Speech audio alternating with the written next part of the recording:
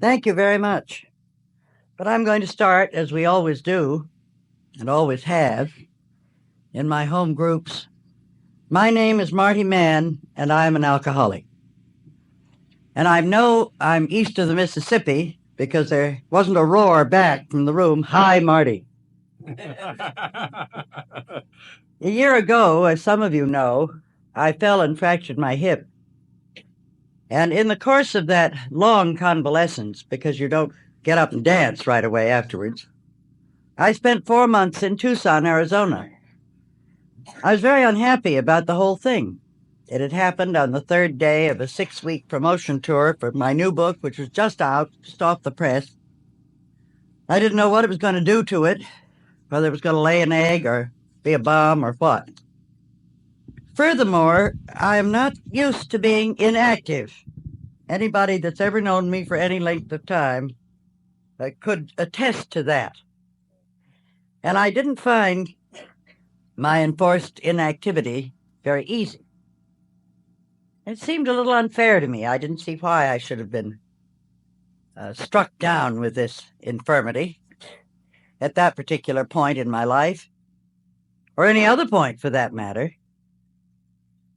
So I started doing the only thing that I know to do, the only thing that any of us ought to know to do, when we get possessed by feelings like that. I started going to meetings. I ended, after 4 months, never having been to less than 4 in 1 week, often 5 or 6. Tucson is not a big city. It's not as big as Youngstown. It has a great big winter population, but I'm talking about the year-round people who live there as their home. So AA was not too terribly big. There were a lot of groups. They kind of specialize in small discussion groups that meet in each other's living rooms. And there was such a choice of those that a couple of them I never did get to. They have a big meeting Wednesday night in their clubhouse, and that one I never missed, wheelchair and all. But I learned quite a lot about that. I am one of those who has always believed in going to meetings. I've listened when it's been said, and I've said it many times myself, and there's so many reasons. Just take the most callous and careless one. If you don't pay your premiums on your insurance, you're going to have that accident when it's just run out. And I feel that going to meetings constitutes the premiums that we have to pay for our sobriety. And it's not very much of a payment. Because I've never met anybody, unless they were on the brink of a slip and in very bad shape mentally and emotionally, who didn't enjoy a meeting. You don't go just to be bored. You don't go just to hear the same people say the same things over and over again.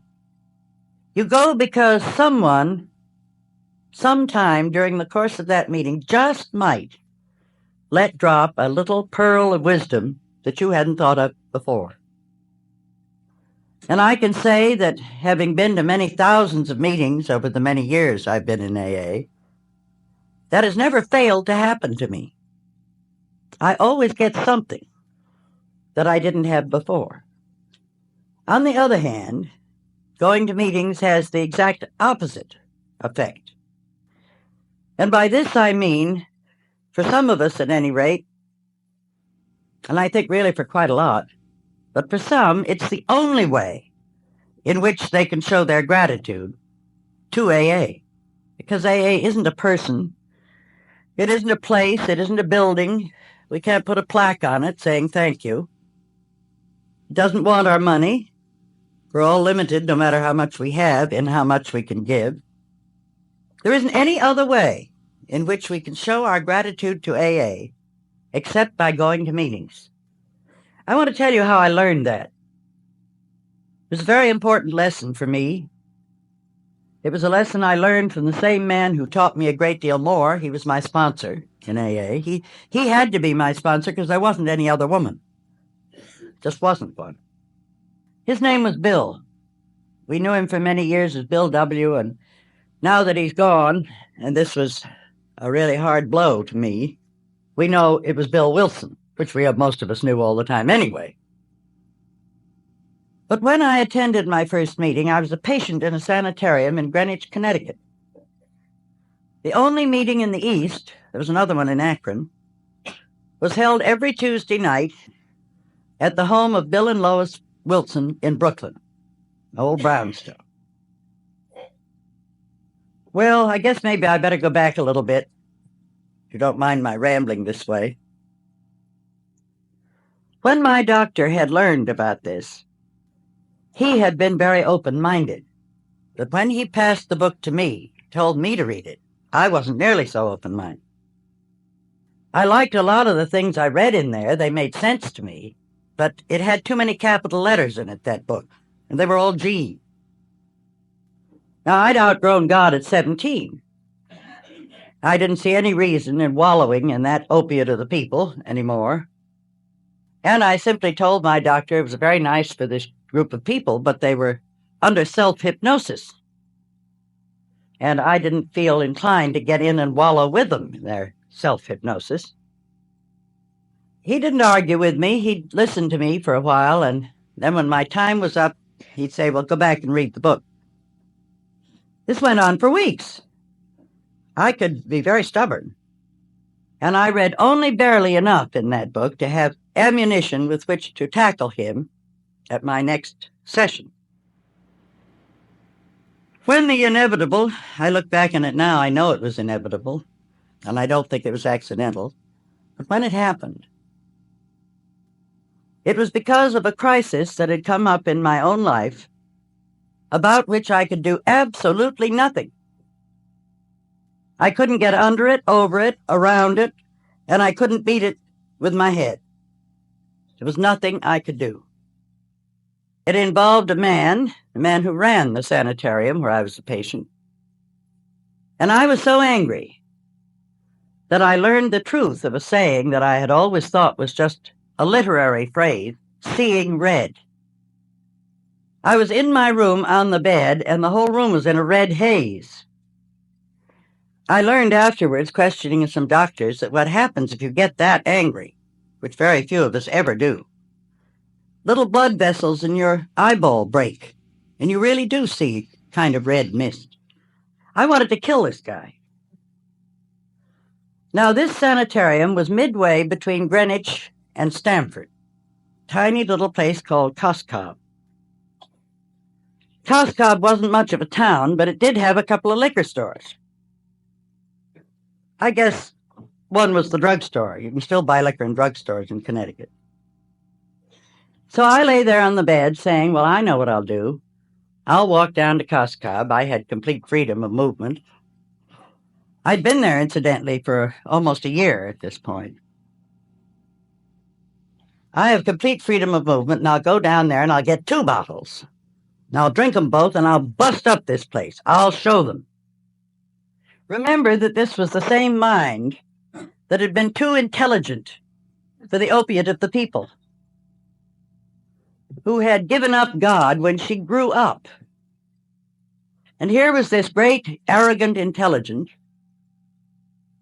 lying there saying, well, I want to kill him, so I'm going to pick up an axe and beat my own brains out. Terribly intelligent, isn't it?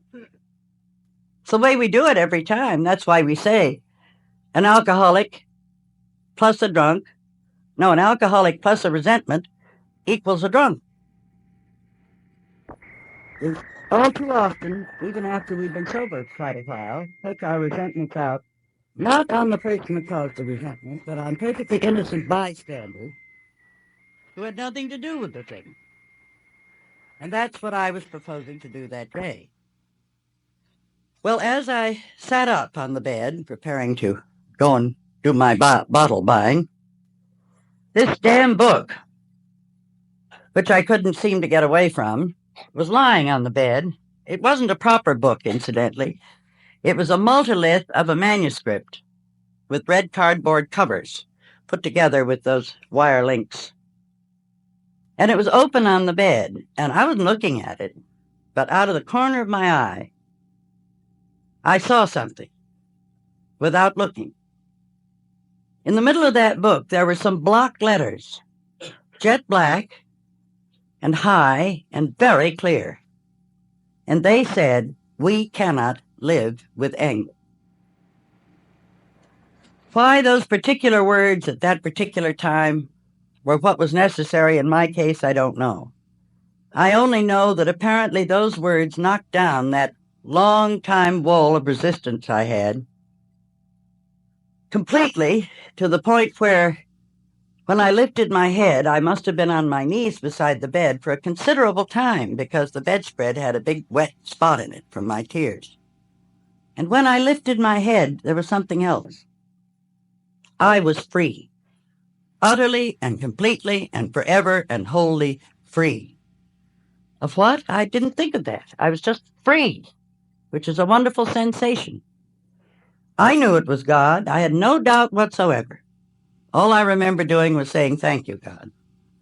I looked out of the third-story window of the room where I was, and I knew I could go out that window and keep right on walking and never fall. I knew it. Then I began to think, well, perhaps I am nuts after all. I'd thought so for a very long time, as many of us do in the last years of our drinking. I'd better go down and tell Dr. Tebow about it. So his office was on the ground floor, and I flew down the stairs and beat on his door. And when he opened the door and saw me, he took one look and he said, "Come in." And he shuffled another patient out another door. He said, "What happened?" And I told him. And he asked me a lot of questions. And I said, "Am I now completely insane?" "Far from it," said Dr. T. He said, "I believe you've had an authentic spiritual experience. There are lots of people that have had them, and there's a book that's about just this kind of thing. It's called Varieties of Religious Experience by William James, great psychologist. I think you ought to get it and read it. Meanwhile, go back upstairs and read that book." So like a little lamb, I went back upstairs and I picked the book up, and it was a different book. Somebody switched on me. It was the most beautiful book I'd ever seen. I read it through in about 2 hours, I guess, cover to cover. I hadn't even gone halfway through before. I liked everything in it. This was what had changed my life. I knew that. I was determined I was going to follow these steps. Oh, it was all fine. But then the next day, Dr. Tebow said, "When would you like to go into a meeting?" Oh, that's another thing altogether. I didn't want to meet these people. God knows what they might be like. He didn't have any idea because he'd never met any of them, so he couldn't tell me. Once again, I was able to put off the horrible moment for a few weeks until finally one day he picked up the phone and he called into New York and he said, "She'll be at your apartment at 7 o'clock tonight." He then handed me a card. He said, "Take the train in. This is where you're going. Be there at 7. So at 7 o'clock, I arrived on the doorstep of a small apartment in Sutton Place, one of New York's nicer parts, I may say.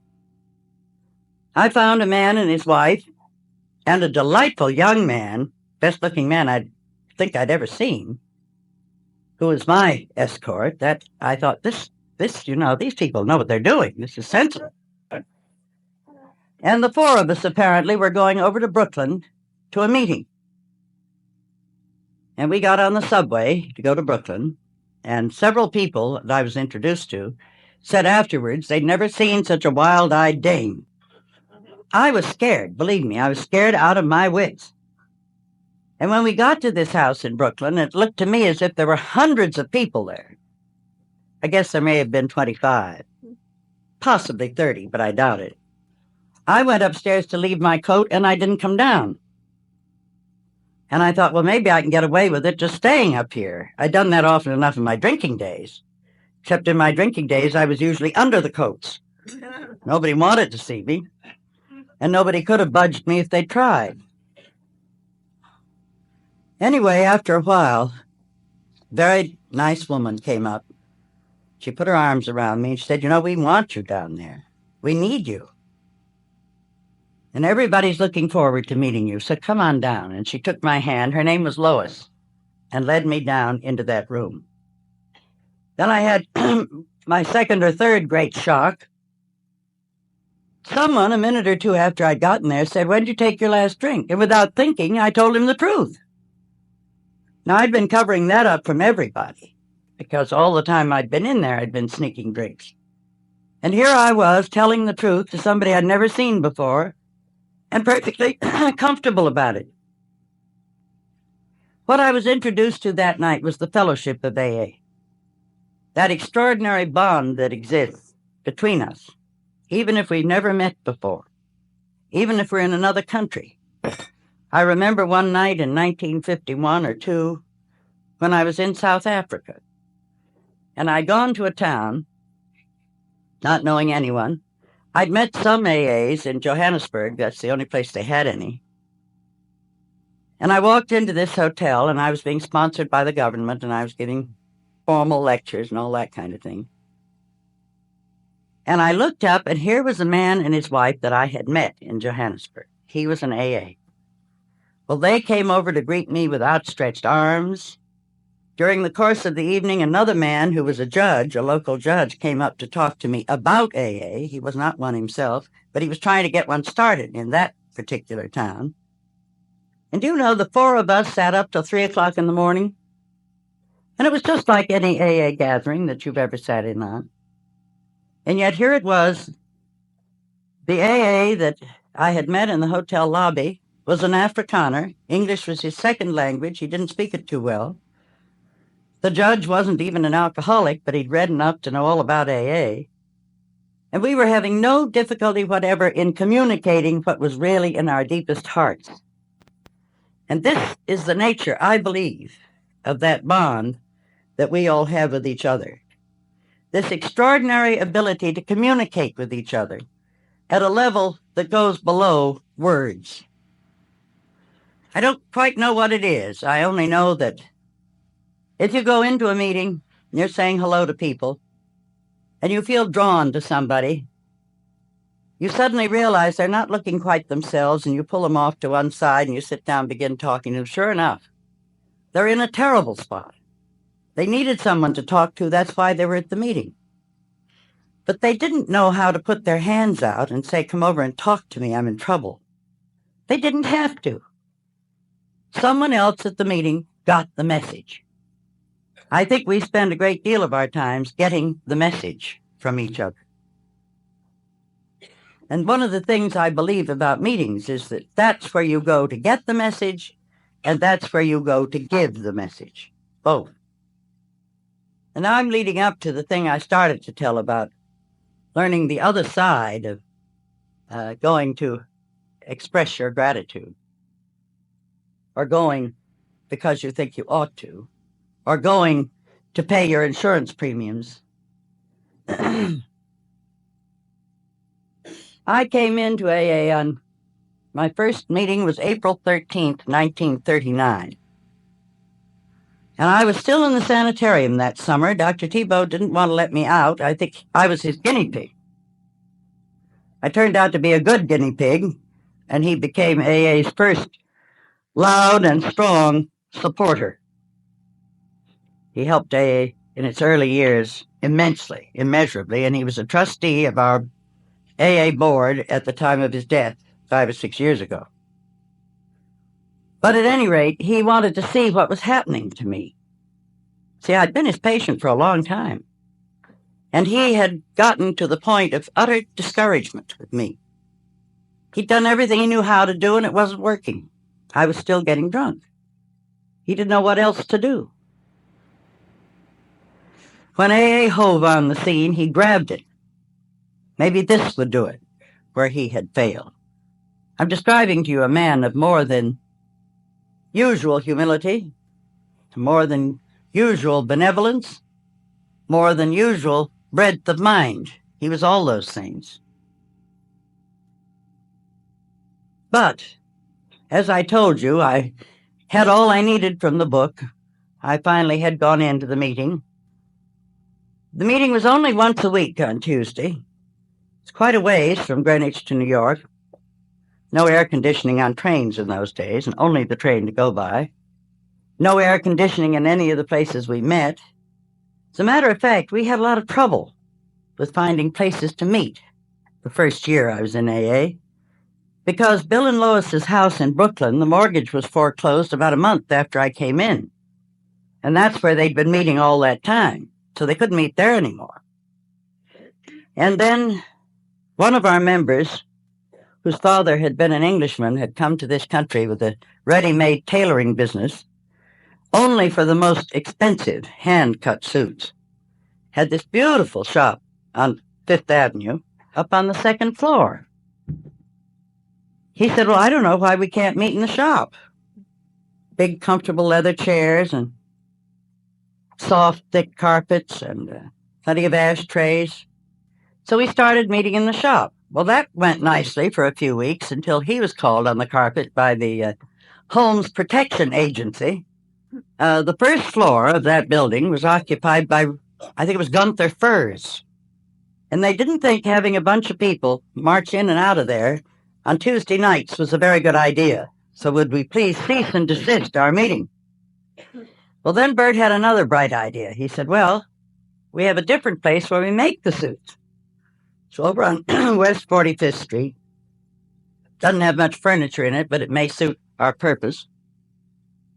So over we went, and this was the loft, the top floor of an old broken-down building, the West 40s. Have you ever seen a tailor's cutting table? Comes about up to here. See, they stand to do their cutting. Well, what this means is that you can't sit down at these tables because it would hit you about up here. And the only way you can sit on the table is to swing yourself up from the ground and your legs fly free with 2 or 3 feet below them. Nothing on God's earth could be more uncomfortable, believe me. Also, this was the top floor of this building. It was one of the worst summers we'd ever had in New York. The temperature was averaging way over 100 day after day after day, and you can imagine what that room was like at night. So 2 or 3 weeks of this, and I wasn't too anxious to go into New York on Tuesday. Bill and Lois, by that time, had formed a habit, if they could, if they had a ride or were going up that way, stopping in at the sanitarium where I was and spending the afternoon, maybe having dinner with me. And they arrived this afternoon and said, we're picking you up to go to the meeting. And I said, oh, well, I didn't think I'd go to the meeting. It was pretty hot in Greenwich, too, but not as bad as New York City. Why? I said, well, I'm doing pretty well. You know, I don't think I need a meeting. Bill said, who said you did? Well, I said, nobody, but you're looking and acting so peculiarly about my not going. Isn't that what you mean? That's not at all what I mean, he said. You may be perfectly right. You may not need a meeting. I don't know whether that's true or not. Neither do you. But he said, one thing I do know, you're the only woman member we've got. And if you're not there tonight, that'll be the night that some woman will walk in looking for help. And there won't be any woman to introduce her to. I said, it was hard enough for you. You know that. I'd been in 4 or 5 months by now. And he said, don't you think you owe it to some of those women just to be there in case they come looking? Well, I had never thought of it that way, that my going to AA was a way of paying my debt of gratitude for what I had received. But I took that to heart. I've never forgotten it. And I think it's an important message that all of us ought to hear and think about and act on. Incidentally, as I travel, I keep being asked, although it's mostly by professional people in the field, not by AA members, and AA doesn't seem to be growing. What's happened? Is it standing still? Well, I said, I wish I could take you with me. Doesn't look like it's standing still to me. And I was thinking tonight, sitting next to Marion Kennedy, whom I've known, well, practically since I got in this field. Incidentally, my brother-in-law, Ty Miller of Cleveland, made the first call on Neil Kennedy, who was the first man in Youngstown. And we're all kind of tied in together and have been for a long, long while. And for many years, I came down here very often, usually on Neil's invitation. And I was talking to Marion tonight about old-timers in AA, and she said, you know, I said, I don't suppose you go very often. She said, oh, yes, I do. I go quite often, but she said, I go to a thing like this and I'm amazed at all the people I don't know. Anyone who thinks AA isn't growing should sit down and talk with some of us. I get this impression when I go to the 3 or 4 groups that I suppose I'm closest to of all the hundreds of groups in New York City. Some nights I walk into Lenox Hill or Rhinelander and look around, can't see a single face I know. Well, there are just hundreds of groups now. They may be going to some other one. But AA is growing. I'm not worried about it, and I don't think you should be. And as long as we who are in it do what is recommended for us to do in order to keep our own sobriety, AA will always grow, because it is recommended, among other things, that we carry this message to alcoholics in every and any way we can. And it's further recommended, and this came out of the 30th anniversary meeting in Toronto, that we feel responsible about this. I was delighted when that was chosen as the kind of motto for that meeting. I think it's so good for us to feel responsible, because I think that one of the worst things about alcoholism was the irresponsible idiots it made us into. And once we're rid of alcoholism, there's no more excuse to be irresponsible. We can then become the kind of decent, responsible people that we always wanted to be, with the help of AA. Thank you. This is May the 26th, 1971. The speaker here